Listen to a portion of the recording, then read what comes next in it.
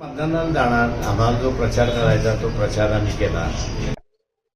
लोकांना आमच्या बाजूने वळवण्याचा आम्ही प्रयत्न केला. आता 4 तारखेला बघूया किती लोक आमच्या बाजूने वळली आहेत.